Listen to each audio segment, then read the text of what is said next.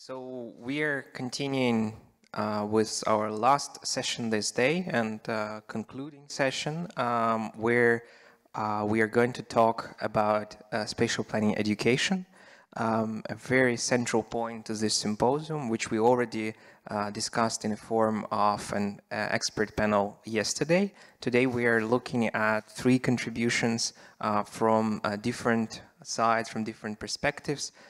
Two are from Ukraine, and one is from our German colleagues.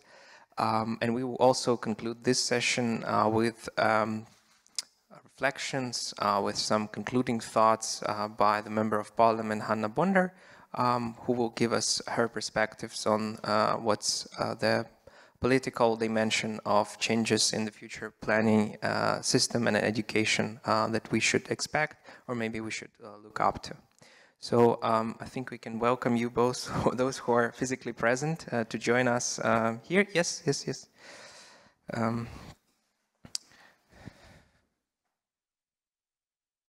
I hope our online participants can be shown up on the screen as well.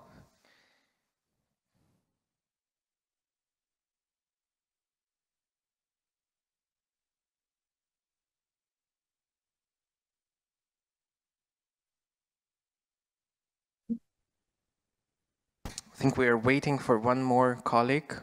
Roman, are you there?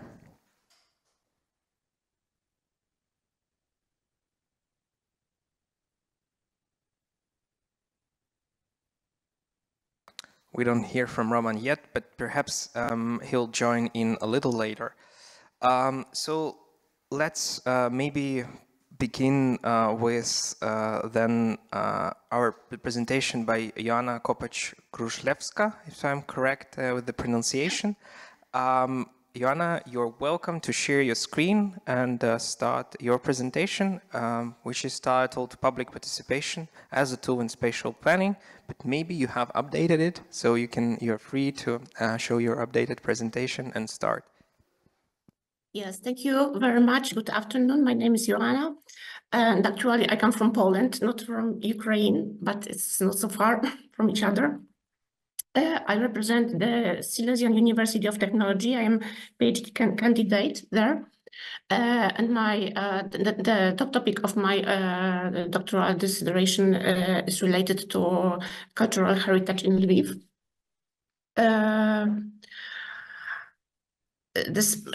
Okay. I try to share the screen first.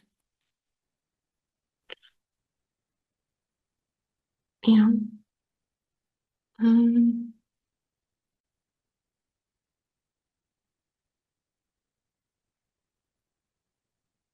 Okay, moment.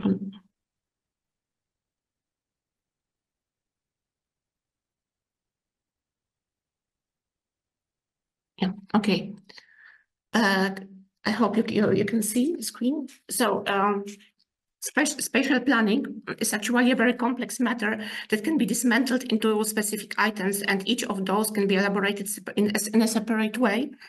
In my presentation, I'm going to concentrate on the spatial data management and processing, and show a little bit more a theoretical approach, but indicate some relevance to spatial planning in Ukraine. The outbreak of war in Ukraine in February 2022 resulted in massive relocations of citizens and randomly distributed concentration spots of accommodation in major cities of the country, often outside administrative control.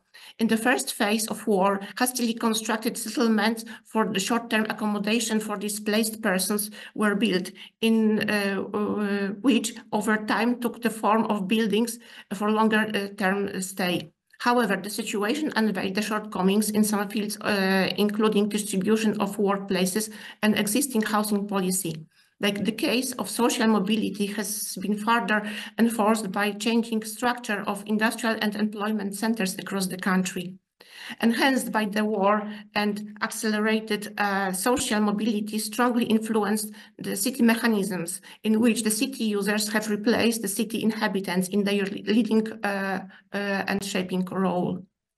The significant shift in the city's social structure raises the question of the participation of city users in the decision-making processes regarding the space they use. According to the scheme of Einstein's ladder, Ukrainian society can be referred to the customer approach. As such, the tool incorporating public attention are expected to be adjusted to that level of perception. The customer approach related strategies can encourage citizens' activity by offering them a decisive power by engaging them in early stages of transparent governing processes. The notion of a smart city refers to mapping inhabitants' needs related to space governance and environmental decisions. Smart city objectives aim at optimizing the management of strategic cities services, including storm water and waste management, traffic regulation, and emergency actions in case of crisis, as well as providing citizens with access to real-time information and assuring effective interaction between city users and city resources.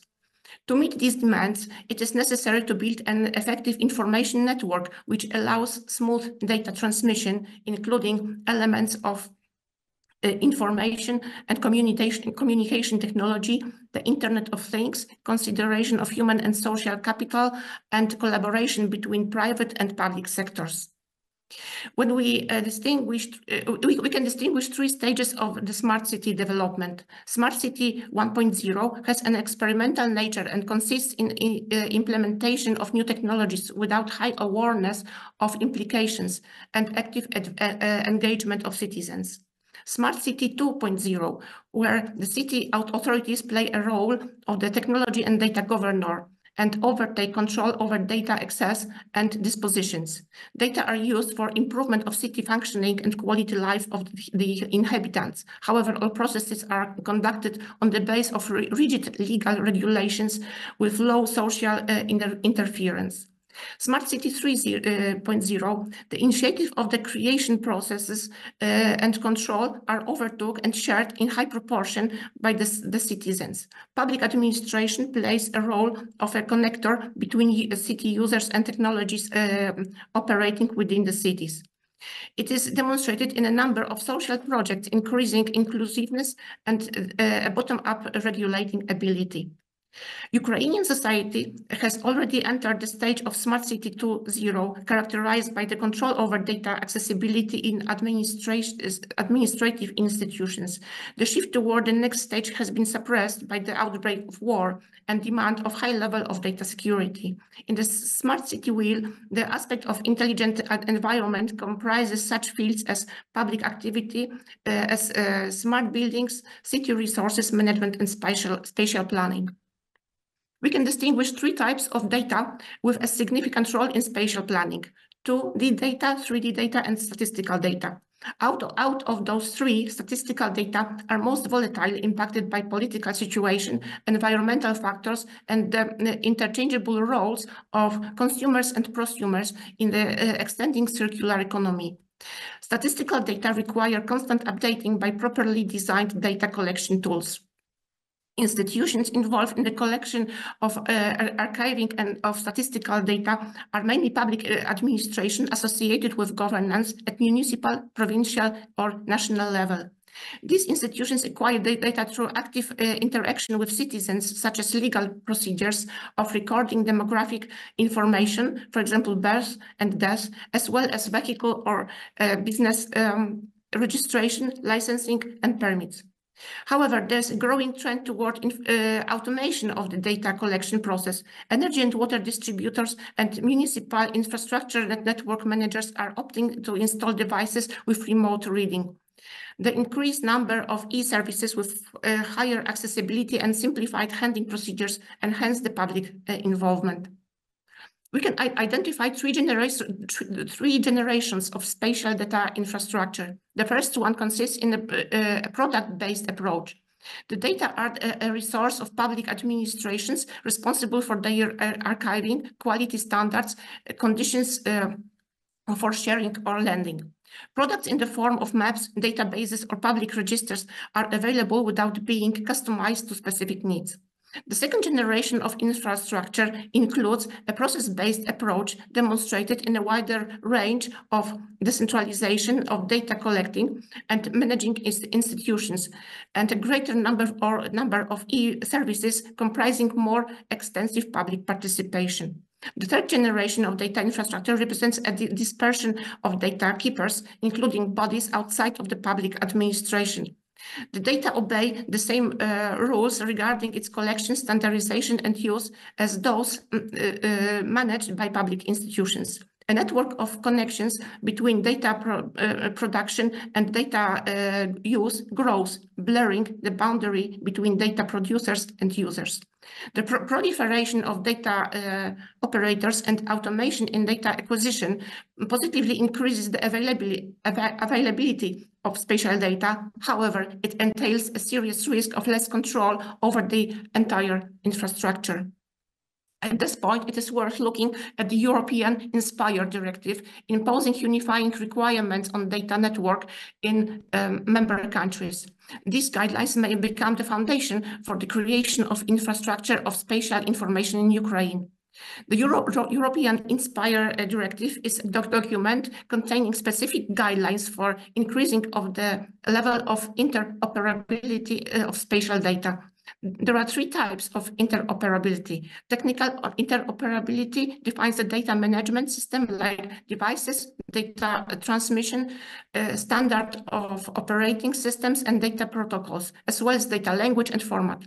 Semantic interoperability responds for an ambiguous understanding of the information exchanged and disseminated by the users. Organizational interoperability defines legal regulations, organizational, economic, and personal procedures, as well as dependencies and responsibilities within the organizational structure. Modern information systems represent concept oriented toward offering services instead of products. The service related to spatial information consists in 5 main activities. Search of data sets and services, exploration of data sets like display, navigation, zoom in and out, scrolling and display of symbol legends. Download of data, creating copies of data sets and saving them on personal devices. Reshaping of data sets, which is influencing the content of data sets, and launching new services related to spatial information. The clear structure of spatial information enables introducing security procedures, user registration, or geographic boundaries of accessibility. The introduction of the data identification model is necessary to protect data from a change in their functional value in use of change of their administration. Generic conceptual model introduced in 2014 by the European Commission defines requirements for external object identifiers, marking 4 main object features: uniqueness, durability, identifiability, and enforceability. Clear labeling of data is prerequisite for credible algorithmic processing. The city processes are assumed to be driven by integrated human, collective, and machine intelligence. Human intelligence plays a role in creativity and city innovation. Collective intelligence establishes quality level for functioning of public and administrative institutions. Machine intelligence supports data processing and analyzing and thus creates a base for decision-making processes. Ensemble-based methods like decision trees or random forests derived from machine learning are utilized for the data selection within their supervised models and used in the spatial data analysis, such as implementation of smart urban forms and procedures increasing inclusiveness within urban tissues. Morphological-based tools like neural networks are capable to identify patterns and trends from spatial data sets, for example, for classification of land use and road network acquisition. Tools derived from the machine learning are a huge support for functioning of a smart city. Nonetheless, many complex aspects of city like sustainability, social inequality, poverty, or structure of industry, distribution and employment having a significant impact on spatial planning need to be considered in a wider context. Data processing relying only on machine learning tools lacks transparency and clear correlation between input and output information. This results in a questionable justification of choices which needs to obey a policy of credibility. The data processing requires a properly formulated starting questions and selecting appropriate input data. Those activities demand human participation. There are some digital tools enhancing efficiency of data management and involving human interaction. One of them is Geographical Information System, which offers a set of tools encouraging collection, processing, archiving, and updating data, as well as their analyzing and distribution. GIC also allows data to be verified, customized, and to combine data from different providers and administrators. Another tool is the digital twin, a digital model of space in which urban processes can be simulated. Urban digital twins create models at system or process twin level and enable data flow and information exchange between physical and virtual environment, and open discussion involving a greater spectrum of participants. Both of these tools allow different options and solutions to be visualized in a way accessible to a wide audience. They also allow to cover larger areas in a broader context than an analog mockup, and as such, they are very effective when discussing with social audience. The condition of war in Ukraine puts a strong demand on cybersecurity, understood as limitation for data accessibility, downloading and sharing. This results in a concentration of statistical and spatial data in limited number of public institutions, controlling their flow and access. However, innovative security in Ukraine is not only a matter of data security, but needs establishing a stable economic platform that makes the country eligible to act on the European arena. This requires innovations in building resilience to internal and external threats, implementing of sustainable solutions, and enforced research and scientific activities. We live in an information society with a potential to absorb knowledge. However, the form of spread knowledge needs to meet the consumer approach. Consumer approach can be demonstrated in ready product or service orientation rather than in co-creation process. In the public discussion, this sort of approach can result in negative participation, rejecting all proposals put forward. It therefore now seems crucial to encourage constructive participation for developing and strengthening spatial and urban decisions. One tool can be the visualization of those elements in development plans that are exposed to public debate.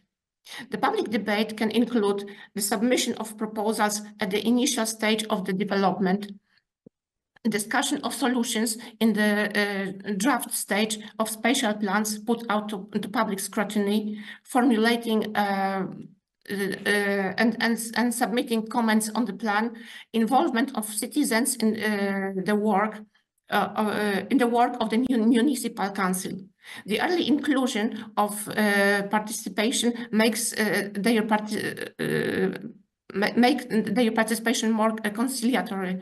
This will also significantly contribute to early co-creation of spatial input data. Reconstruction of Ukraine is linked to the introduction of new land use plans. For the process of developing new plans to proceed efficiently and effectively, it is necessary to implement innovative technologies supporting the collection and processing of spatial data. This necessity entails the need for new solutions that allow for wider use of data by various institutions, both public and private, as well as individual citizens. The infrastructure of spatial information needs to be adopted to European regulations in terms of data interoperability and harmonization, as well as metadata standardization. Application of unambiguous external identifiers to specific data and datasets enables their wider use range and decentralization of their management, as well as involvement of growing number of participants. Transition from product-based to process-based nature of spatial data system will increase the scale of public participation and succeed in decision-making process regarding spatial planning. Thank you. Thank you, Joanna. I think we don't have Roman here, so I will be taking the role of a reader, reviewer. I would like you to go back one slide, and if it's possible, I would give you some feedback on our. Oh. Yeah, I tried on mind. Which one? This one? Perfect. Sorry. Yes. Thank you. Oh, it was perfect before. No, yeah. Sorry. I'm sorry. Yeah.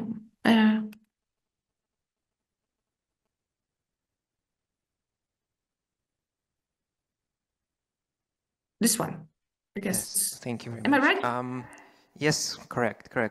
So first of all, I wanted to refer you to a discussion we had yesterday at the very end of the day with where Sebastian Dembski has kind of pointed out that the increase of, because this panel is connected to education and what planners should know and should be able to do, I think it is important that we reflect on how actual planner is able to operate within this extensive capacity of knowledge that is being created within so-called, let's say, digital environment, built digital environment that is being now faced with increasing number of sources of information, and how those things relate to the legal component of the land use planning, which I think it all boils down to in the very end. I mean, in many senses, this is where the planner's role is expected to be the heaviest or the most decisive. Basing on this thought, I would also add another component here, because as Ukraine is now in the process of developing its national-wide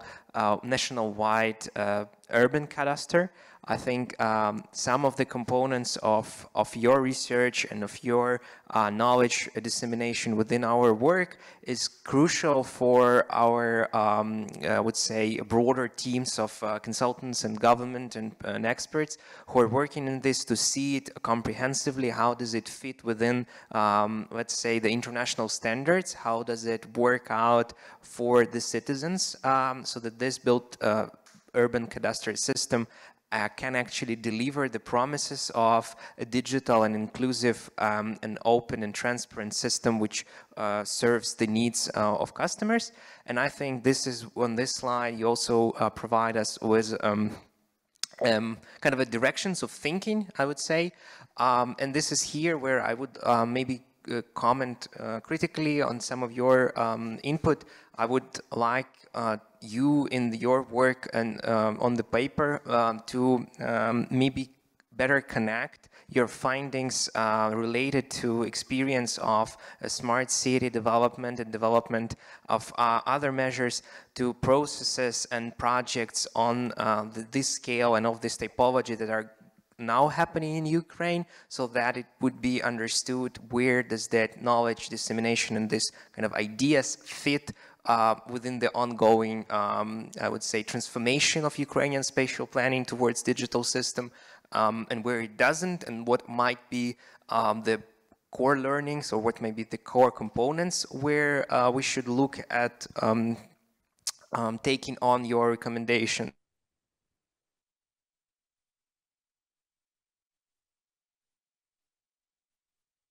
Of reader in your paper. And maybe one question I have for you, could you maybe specify from which professional standing, relating to my comment earlier, from which professional standing do you feel, or what kind of expertise is necessary to be able to deal with this digital system? what kind of configuration of actors is necessary, because I feel sometimes being lost within all of the competencies that I have to share within the planning expertise. What is your opinion? Yes, actually, it's a very complex matter indeed, because it's actually a very transdisciplinary, I would say, discipline, because it involves actually IT engineers as well as urban planners and geographers. So I would say it's it's actually hard to say. I think it's necessary to establish a collaboration of several professions. But I think it's necessary. The basic thing in this coherence of data sets is establishing a common platform for various administrative levels, because we deal the same problems in Poland when the spatial data are not coherent among the municipalities, among the administrative units.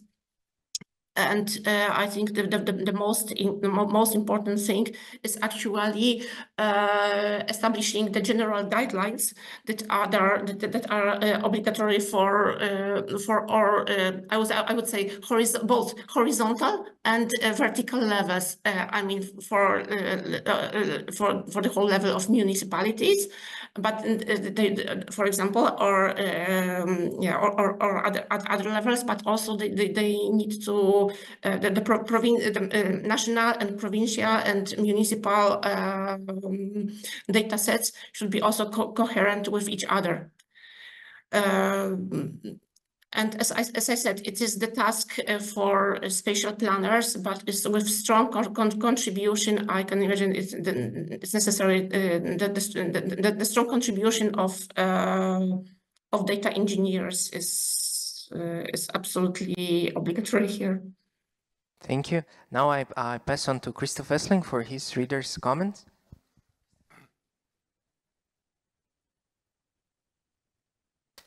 Thank you very much for your work. I have 2 points. Of course, smart city and all the tools we are having there, these are great tools, but it's very dynamic. And we do not know what will be the input of artificial intelligence. And we will see, when we see how dynamic it was during the last 10 years, and it's getting faster. So there will be a lot of new insights in the future. But what is always at the end important, that the balancing of the different interests, which is the basis for any decision, always has to take place in the debates of the society. And these debates are very important for these decisions, and of course at the end, then taken a decision by the elected politicians. So it will never be a technical way to find decisions. These are just tools to have a better data basis for decisions, but decisions are based on debates between us to balance all the different interests. And there, your second part was about participation. Of course, participation is a big thing and is important. And there is not only this letter of Einstein, we also should put in consideration that we have to ask us, that we always have to ask us, or that subsidiarity should be also a principle of participation. So which topics we are deciding on which level. Of course, when there are any planning topics which are relevant for the whole city, then there must be a debate on the whole city, and finally it will be decided on the local parliament level by the local politicians. If there is something going on which is only relevant for a neighborhood, or for one street, then it can also be delegated to the neighborhood and they can decide. And we should always take care what kind of formats we are choosing in participation. There I see in many cases that there are made really significant mistakes, that it starts too late to inform the people, that wrong instruments are chosen. Maybe they choose a competition, but it would be better to have debates and workshops. It's always depending on the local situation and the question with whom, about what, and on what level decisions should be taken. And so there, the principle of subsidiarity is very useful to put this in consideration. Thank you. Thank you, Christoph. Maybe you have a question for Joanna, for her to answer before we move on? Of course, you can answer. You should maybe answer to my statement or to these two statements. Yes, I can actually. If we have 1 minute's time, I know we are strongly under pressure of time, but I would like to relate closely. Actually, I agree with all you have said. Thank you very much for your comments. They are very constructive. But I think because I come, as I said, I come from Poland. I think we have similar experiences as Ukraine regarding the legacy and the legacy of the centralized governing of space and of land use, and actually there is a strong trend toward decentralization, but I think that this trend ends up at the level of municipality. And the level in Poland, the level of municipality is responsible for elaborating on comprehensive plans. And I can see that there is a strong gap between. I said it in this way. I think comprehensive plans are more responsible for governance and less for urban design. And I can see that there is a gap between urban or spatial governance and urban design. I think it's very crucial to include people and the public and to encourage public participation in shaping very small urban forms, like, for example, streets or residential quarters, but in the scale of neighborhood, as like you said. But actually, there are no relevant administrative tools to scale down this municipal the municipal competences and to go down to the neighborhood. So I think this is the main obstacle, just to encourage, or maybe not the main, but one of the biggest obstacles to encourage the public participation, I think. Okay, thank you very much for your comments. I think we are lacking Roman at this session, so we will be skipping his input. Unfortunately, he didn't respond, so I hope he's okay and he will present his paper maybe at other occasions. But now I will move on to the presentation by Christoph Wessling on the experience of the project Pan-Ukraine. Please. You will have it here. There and yeah, you. But I need the laptop. Okay, maybe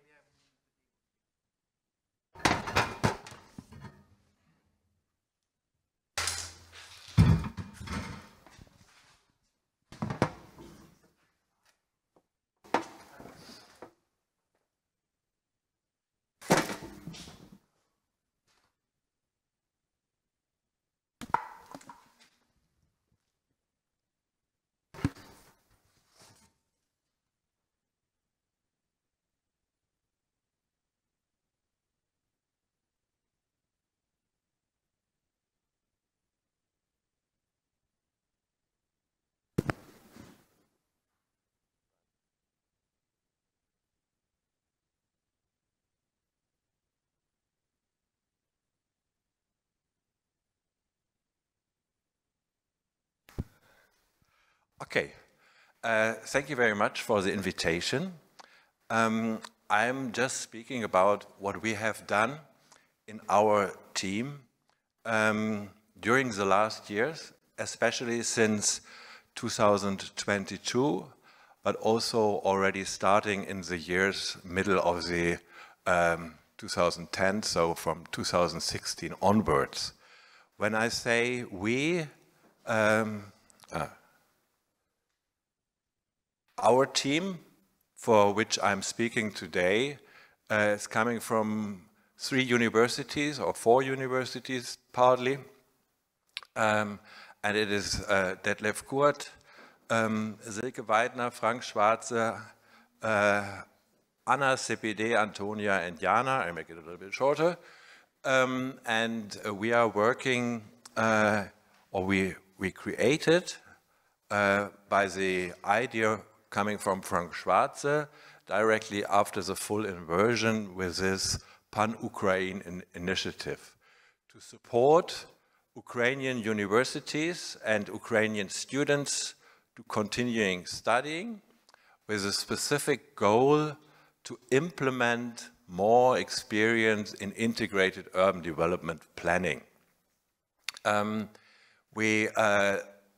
this situation, we came together with these persons because we all had already experience with Ukraine and a specific interest. So I was mentor for integrated urban development planning in Chernivtsi from 16 to 19, and on the behalf of the GIZ. And at that time, I was also asked to start implementing study modules in the master programs of Chernivtsi and Poltava University, which we did at that time. And the other partners, Silke Weidner started city maker courses. Frank Schwarze was also part of the GIZ activities in Chernivtsi and other elements.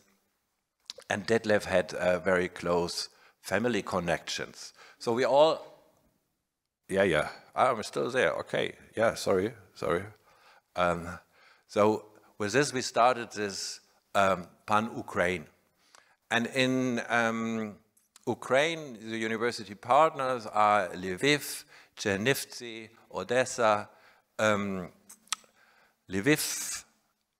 Kiev and Poltava, and also Kharkiv. And here you see the places in Ukraine and also the places where we are from in Germany. 2012, we had the opportunity to get funding from the DAT, and with this we started a program for digital learning and creating step by step a digital learning platform, where we started to have a lecture series, where we had scholarships, and for the scholars from Ukrainian universities we offer seminars and projects and things like this. We also invited persons for workshops in Germany, and step by step, parallel to this, we tried to continue with elaborating this master program. With the focal in integrated urban development planning, of course, the new Leipzig Charter and other important papers about resilience were crucial basis of our work. We also used a little bit the European Bauhaus initiative, where at the moment we don't know which importance it will have in the new European Commission, if it will have the same importance like in the last legislation, or if it more or less will be escape. This is very unclear at the moment. And we did a survey where we asked at the beginning of our work students from Ukrainian universities which topics are very important for them when we are teaching and speaking and debating urban planning. And some highlights here were that especially modern planning models, such as the Leipzig Charter, were very relevant. Participation is of high interest, and of course also reconstruction strategies. Further, very important are elements about planning laws, instrument, methods of planning, and also this understanding how to combine informal and formal planning. From that, we derived, let's say, basic questions for the further development of our teaching activities, of course, with the Ukrainian students, and also for the step-by-step elaboration of further master offers. So I will not read this all, but it's also about Leipzig Charter. It is about what I said, balancing informal, formal planning. It is about urban renewal, and here especially new experience for planning, designing, urban design, and also building in existing context, where we also identified a lot of, let's say, lacks in the education so far. Also in the years before, I had the pleasure that at Chernihiv University, but also with students from Kiev and also from Poltava, that I made projects with them, that we had students from these universities as visiting students at our university in Cottbus, and they didn't know each other, and I made similar projects with all of them, and I gave them a task to design for an integrated urban design in an existing context. And I just made a quite general frame, and that, okay, here this area should be developed. And all three groups, they were not in contact with each other, did in the first step the same thing. They erased everything inside the frame I have drawn as a case study, and then they wanted to start to do something new. And I was totally shocked. The task is to develop these areas. Why you cannot tear down everything? And I had the impression that this was 2017-18, that at this universities they came from, it was normal that urban development, urban design is something you do on a green field and not inside the city.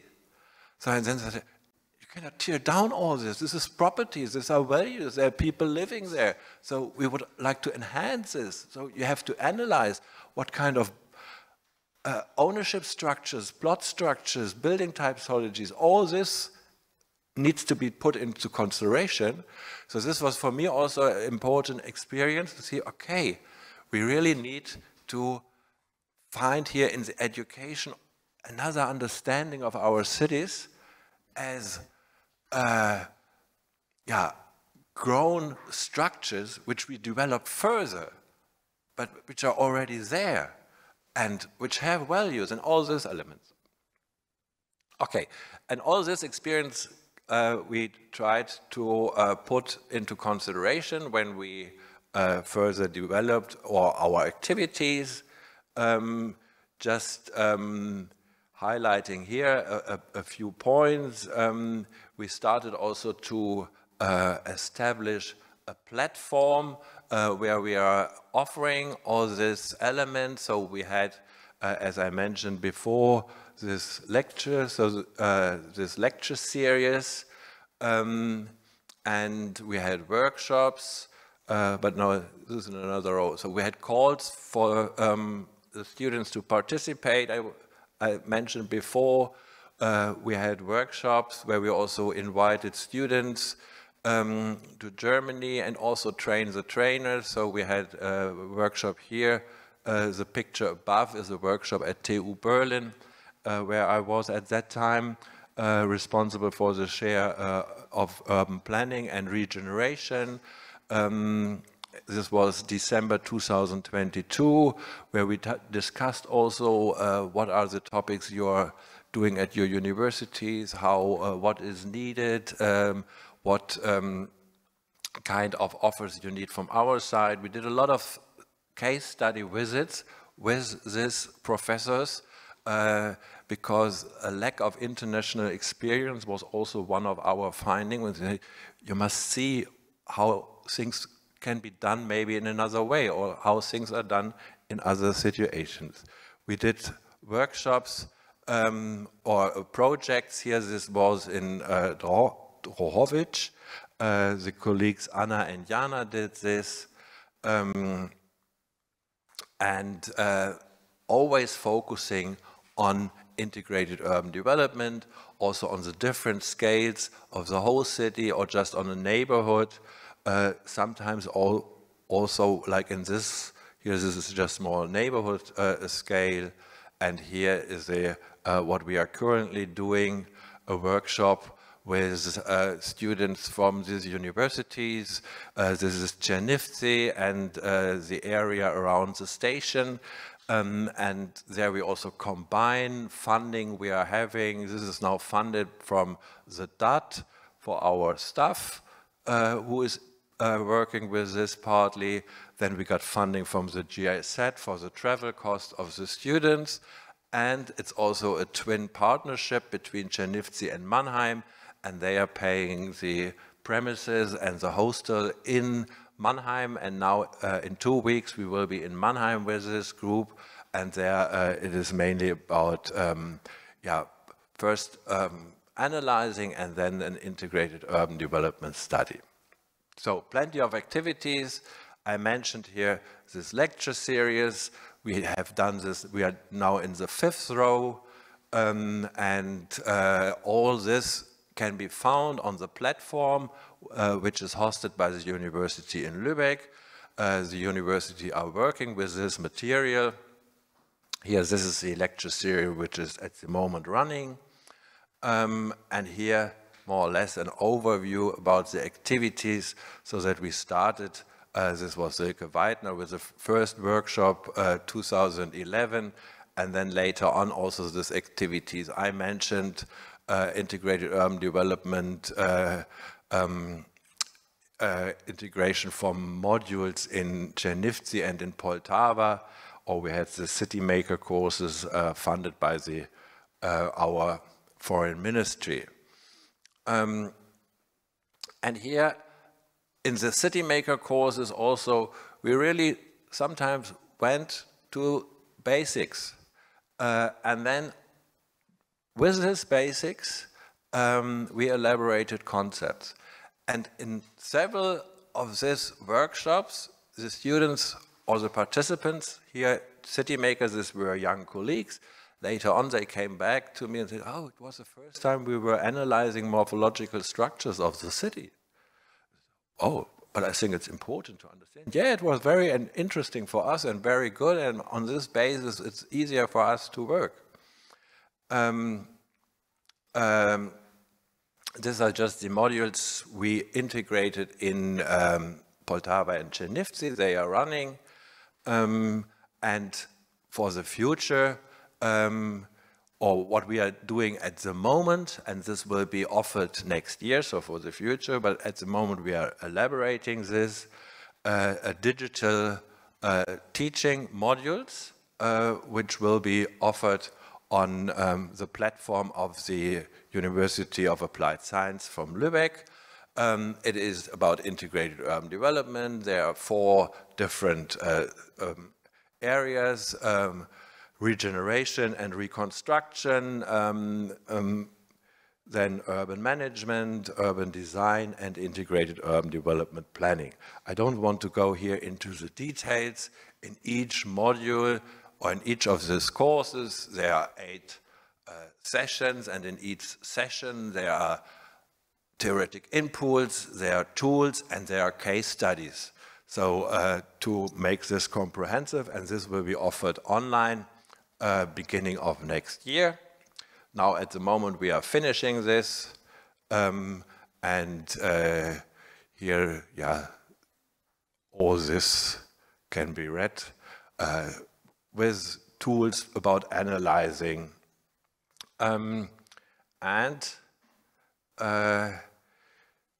Yeah, this is a little bit like how it will look like, and very important for us here are these case studies. So I just have 15 seconds left. I will come to the end. Of course, we try also to participate in all the initiatives which are there going around, where we see us from time to time. And this is a summary of our activities and what is very important for us, and we really hope that we can make something there. It is announced that there will be a new call from the DAT to establish and to develop joint or double degree master programs or study programs, and we are ready to apply there, and we hope that with this we can, what we have done during the last years, brought together, also do this in future in a cooperation between our universities and the universities of our partner universities here in Ukraine. Thank you very much. Thank you, Christoph, for staying within our expected time. Again, I hope Joanna hears us. Joanna, yeah? Yes, yeah, okay. I'm here. Yeah. Good. Maybe I will also now take the role of the first reviewer, and then I will pass on to you for your comments. So I think what we've just seen is a really good, quite consistent summary of the activities of a research team which has been working towards developing education on integrated urban development in Ukraine.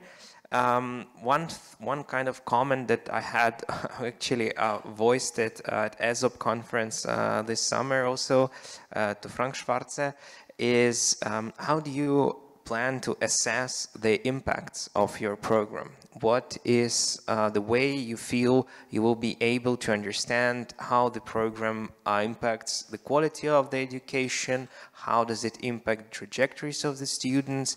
How does it impact the labor market and maybe the profession itself? What are your views towards it? How we are doing this in our normal study programs in Germany, we try to keep in contact with our alumni and we speak with other people, and we know that, for example, that the students who finished university in Cottbus, they are most welcome in many planning offices. And then we also get a reaction from the colleagues that they mention, okay, what are their good skills, what are maybe not so good skills. And we also have an office, and I know when I would like to have a student maybe more for urban design, I would maybe take one from Cottbus. If I need one who is better in research and writing, I would take one from Berlin.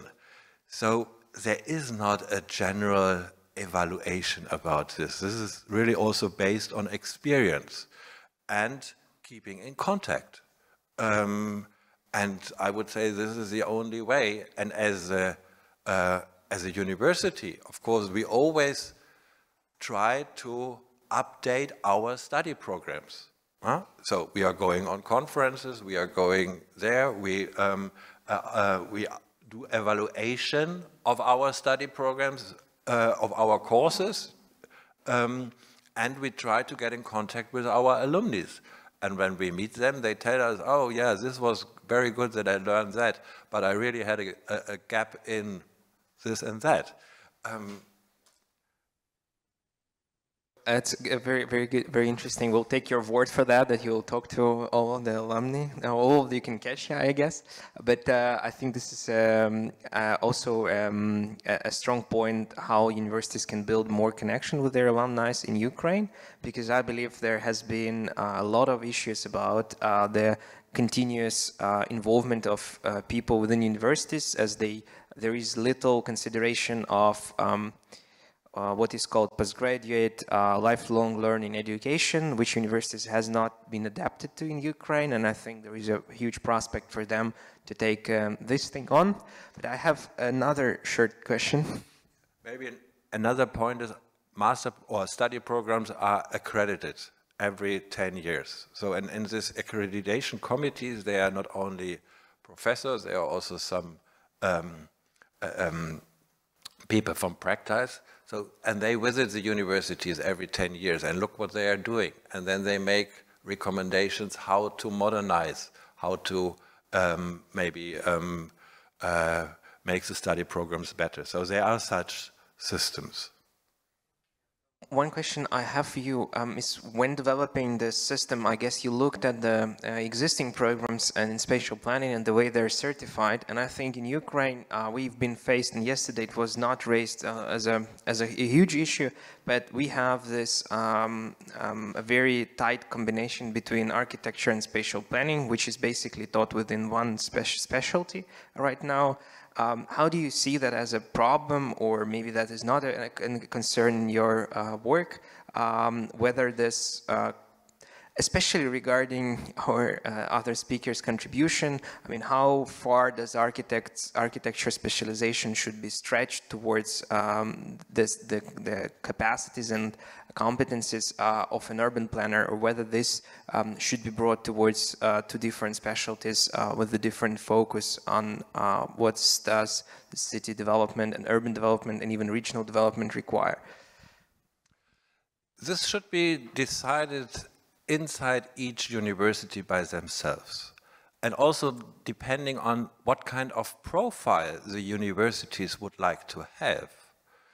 So in Berlin, urban planning and architecture was totally separated when it was funded in the 50s, because at that time there were some people, also coming from sociology, they said urban planning must be also something different than architecture. Before, there were no urban planning programs.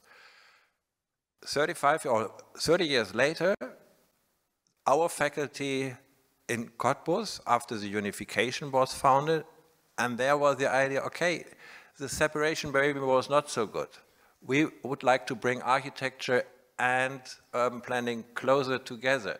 So they started to create a so-called Y system, where architecture students and urban planning students are studying in the first term together, and then they go different ways. But University in Cottbus has a totally different profile than Berlin University. And all our planning universities in Germany are different. Even the names, if in Dortmund they call Raumplanung, Berlin is urban and regional planning. Similar in Cottbus. In others, it's I think in Aachen it is urban planning and urban design. So the universities have are in different locations, they have different profiles, and our students know that.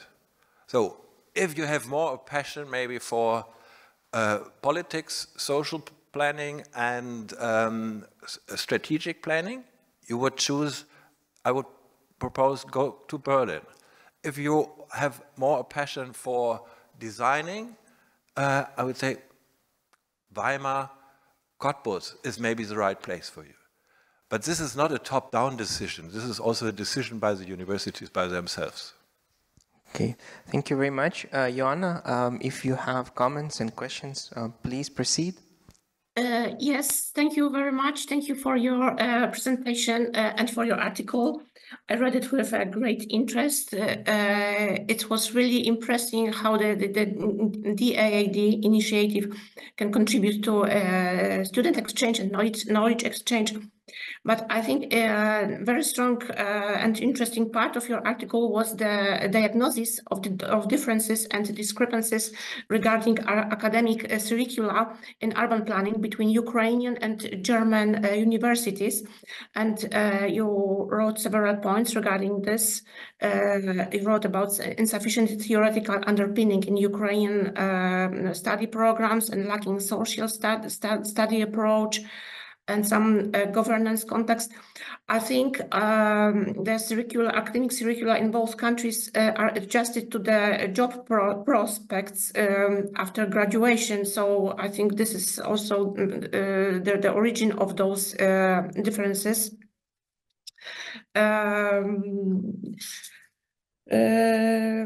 I think that I'm very impressed by the creation of the digital platform, the competence platform. I think it's a really great idea and great enterprise.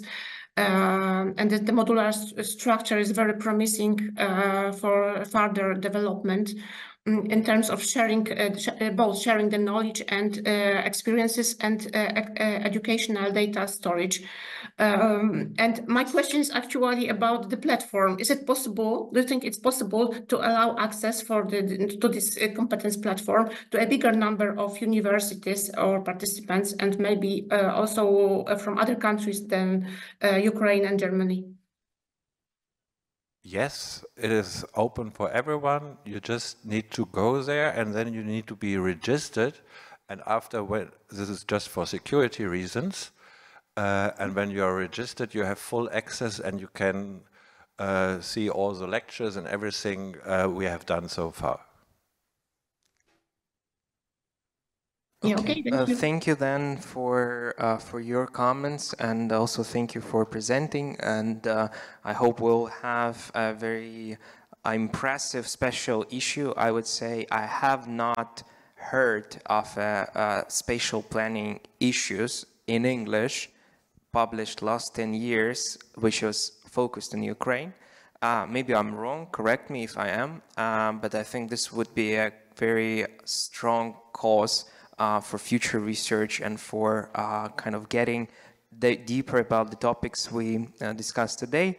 But to conclude our event today, I would like to ask Hanna Bondar to go on with the understanding, on the one hand, what is the kind of situation with the changes in legislation and governance of spatial planning, and maybe what are your understandings of what is the role of regulation actually in the upcoming years towards resilient and sustainable recovery in Ukraine. And maybe at the end, if you have certain thoughts about education and what are kind of the needs that you can also promote as a member of parliament in this regard.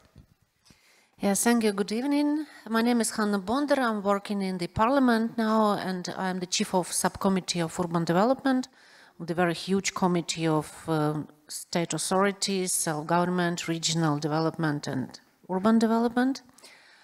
And I'm chief of the working group for making new building code of Ukraine. The question is very comprehensive because the policy in the parliament is independent from the policy of the government, and it's independent from the ideas that are in the specialist field, in special planning. In the parliament, we have some initiatives that really not good because they try to make the situation that urban planning documentation we will not need at all. Why? Because we have no urban planning documentation. So the position of plenty of members of parliament, okay, we have no planning documentation, but we need to develop something, so we will do the draft of laws that will give us this possibility. The position of ministry is totally different. They would like to make all planning for all square centimeter of Ukraine in all levels and very detailed. And during the war, with lack of capacity of hromadas, with lack of money, financing, lack of specialists, we have 1,469 hromadas, and I'm not sure that we have at least one urban planner for every hromada in our country. So it looks not very realistic. In our working group of building code, the specialists discuss this point, and we understand that the system of our urban planning documentation is very restrict, yeah? Tief. And there are very tough rules for Hromadas, what should they do? And the feeling is that it a bit stops the initiative, you know. So if you just do these things, but not these things, in this way, not this way, it do not take in account, take in attention the diversity of different territories and different Hromadas. The second point is that this documentation by our legislation is very detailed. It looks like, you know, this tall Fukuruma, that inside the huge comprehensive plan we need to make all general planning, all zonings, all historical planning, all detailed plans of territories, and all this has to be in one document, and somebody has to approve this with all different interests. So it looks not very realistic as well. So the idea that specialists tell is to make a more, help me, agile system. Maybe not to do the documentation for the whole territory in one moment, maybe to do documentation in the zones that we need planning documentation, the points of growth, you know. Maybe not to do such comprehensive plans, such complex comprehensive plans, to give the possibility to Hromada, if they need the zoning for special zone, they can do it without whole territory of Hromada. And if they need the detailed plan of territory, they should not do it for 300 hectares, just for one land plot, if they need it. If they don't need it, they cannot do it. So it's very easy thesis, but now by the legal policy, it can't be realized. So our idea is going to make it more light and more diversity and more not so comprehensive. Yeah, maybe it will be the exit from this situation, because the ministry told that all comprehensive plans has to be ready till the end of this year. It's not realistic, of course, but they tell this in every meeting to all Hromadas and all regions. We have a new law 9549, 9549, where the land committee, not even our committee, the land committee put the special norm that for 2 or 3 years it's prolongated, not till this end of December, but in 2 or 3 years. But I think it's not realistic as well. So we feel that we should rethink the approach. Why do we need the planning documentation? In what territories, what types, and how comprehensive has it been? So we are working in this direction inside the concept of new building code. Really, I don't know what will be the policy with the new ministry. We have a new minister, so how it will be. But we are going on, something like this. Have you thought of where does the planning education fit in this, I would say, dynamically changing landscape of planning regulation? How do students and teachers get on with the changing norms? Should they be focusing on it, or should they be focusing on other competencies or other capabilities or other forms of knowledge that they would be implementing? Or should they indeed still try to learn as much as possible about the regulation and the way they can contribute to a practical, hands-on work in Hromadas? Well, it's not easy question. I remember when I was a student and then I worked as an architect, I understood that I do not know anything about regulation. So I started to teach myself with all these norms, technical regulations and so on. And at that moment I thought that it's not good that it was not too much information in the university.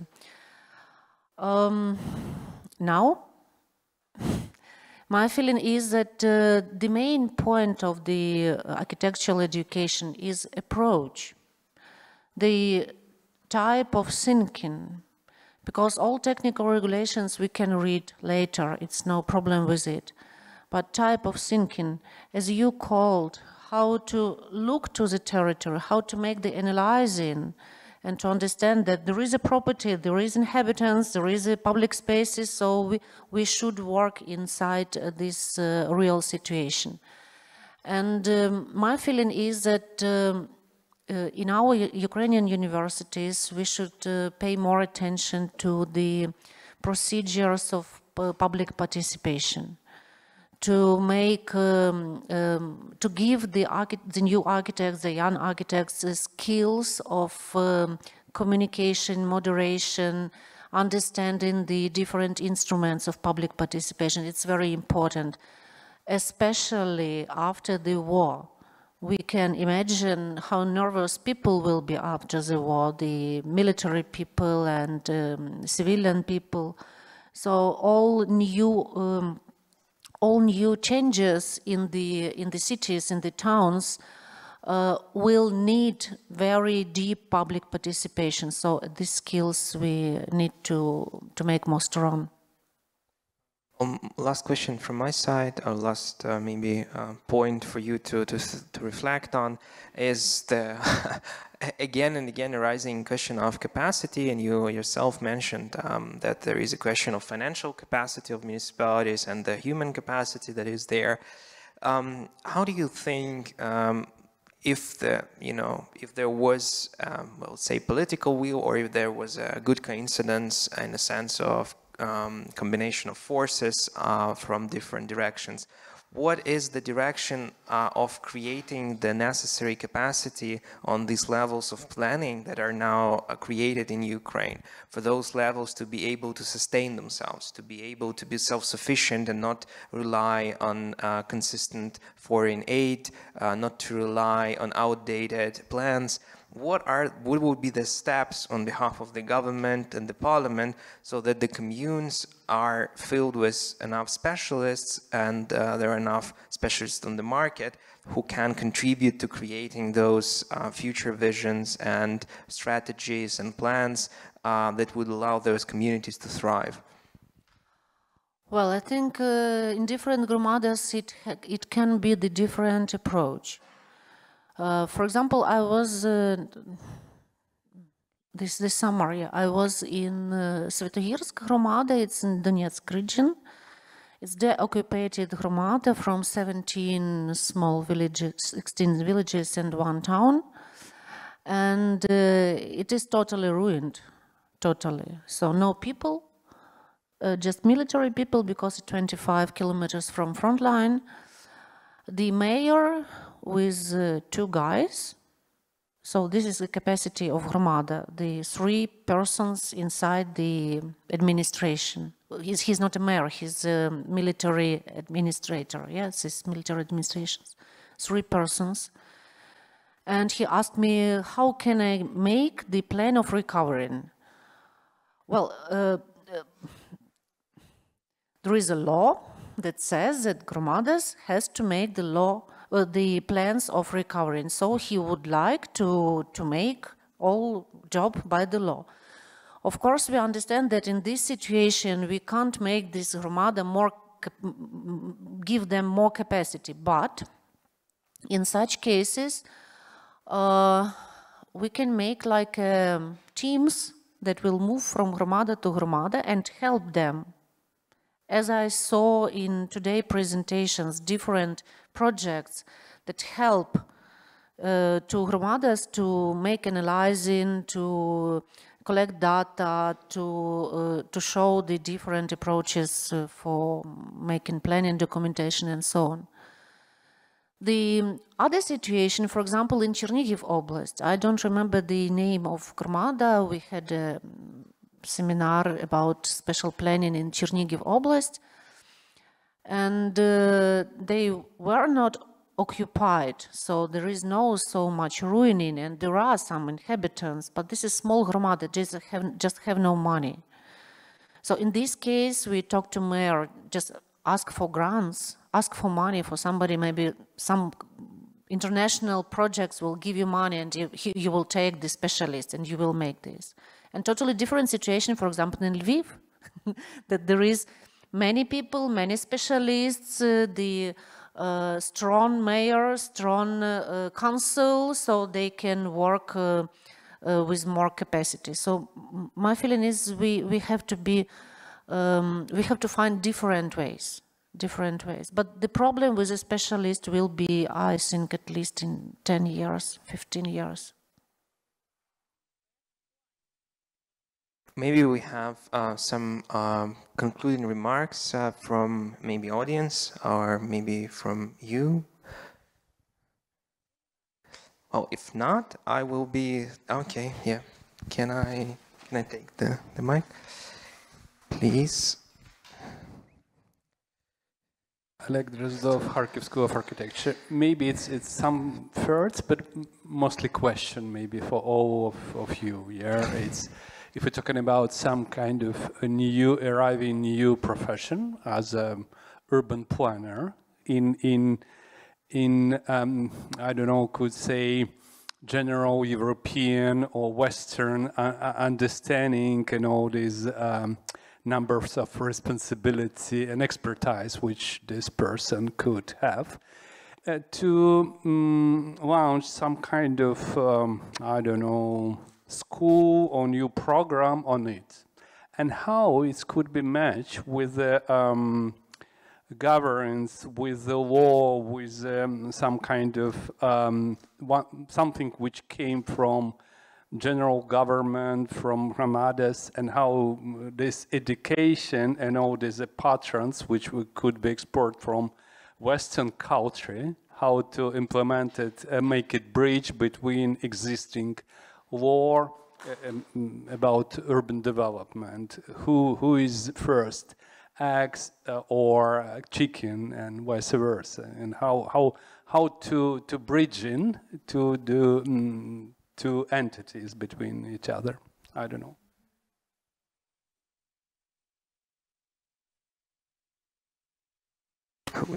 Yeah, okay. I will tell some words. So the best way, for my feeling, the best way is a step-by-step towards each other. So from one side, the government can make the new decree of cabinet of ministers and show that there are two different specialties, two different professions. So this is a position from up-down. But from other side, this specialist will make a new ideas, new approaches, new knowledge, and if they will go towards, so the normative, the technical regulation, they will change step by step. It's rather long process. The main problem that's this going towards each other, it does not exist usually. So this is the main problem. So, for example, as the last news about як це сказати, вимога підтвердження стажу, те, що відбулося у нас нещодавно. So the minister did not ask any specialist how to do it better for you, and then half of the market could not understand what is going on. So the main problem in our making the policy on the governmental level and in parliamentary level, we do not trust to each other. So the government do not trust to specialists, and specialists do not trust to minister. So we are trying now in this working group in building code to make this trust. It's not easy, but we are trying, and sometimes I feel that it's going better and better. So I think step by step towards each other. Maybe from my side to your question, more cooperation in between. So Tuesday we were in Nizhyn, wonderful city, wonderful people, and they asked me, can you help us finding a twin city partner in Germany? So partnerships, of course, this can also support a lot, not only on the level of international twin partnerships, also partnerships between cities, towns, romadas, and maybe universities. Maybe also, and then universities maybe also in cooperation with European other universities. Why not having a call, coming maybe from the ministry, from the parliament, say, we are looking for, we need support for our municipalities, for our villages, for our small cities. Are there any European universities who would like to cooperate, to support us, to draw, to make something? There is a lot of, I think there would be a wave of solidarity also on the level of planning and understanding in between, also more exchange maybe between the cities and the universities. The universities should not sit so much in their bubble. And it's also, for the universities, it's also good if they invite practitioners and maybe also people from the administration, from the ministry, as guest lecturers. So that there is more of this exchange of cooperation. Maybe this can also help that there's a better understanding between academic education and practical needs and what is really happening on the ground. I think we will be concluding on this positive note a bit ahead of the schedule, but I imagine everybody started on Saturday evening. So just a few final words from organizational side. For everyone listening online, whether it's a recording or a live stream, this video will be available on the Kharkiv School of Architecture YouTube website in about a week from now. We will also be working together with our colleagues on producing a special issue of Transactions Association School European of Planning issue on spatial planning in Ukraine. And we would, of course, welcome you all in following Kharkiv School of Architecture events and projects, especially in the launch of a new master program next year in architecture yet. Maybe the spatial planning will follow at some point. And basically, this is it for today. And I'm really thankful for all of you coming here and watching us online. So thank you all.